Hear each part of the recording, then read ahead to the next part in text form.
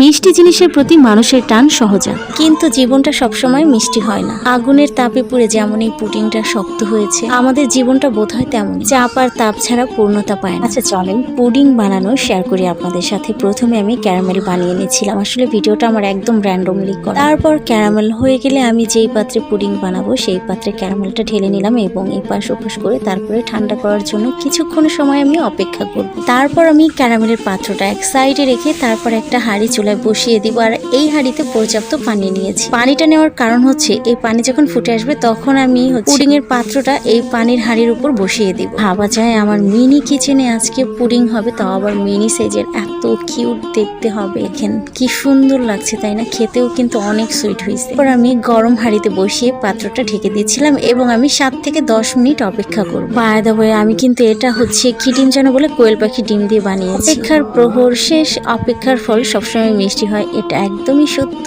দেখেন কি কিউট হয়েছে দেখতে, মাশাআল্লাহ মাশাআল্লাহ। ঈদের দিন কিন্তু পুডিং রাখতে পারেন, বাচ্চারা বড়রা সবাই কিন্তু পুডিং পছন্দ করে। আমি আজকে মিনি কিচেনে মিনি সাইজের পুডিং বানিয়ে নিলাম। আগামীকাল ইনশাআল্লাহ বড় সাইজের একটা পুডিং বানাবো ঈদের জন্য। এবং আমার মিনি কিচেনের পুডিং বানানোটা কেমন হয়েছে, মিনি সাইজের পুডিং, সেটা অবশ্যই জানাবেন এবং ভিডিওটা ভালো লাগলে অবশ্যই শেয়ার করবেন। মাশাআল্লাহ দেখেন কত কিউট, আর খেতে মাশাআল্লাহ সত্যি অনেক ভালো হয়েছে।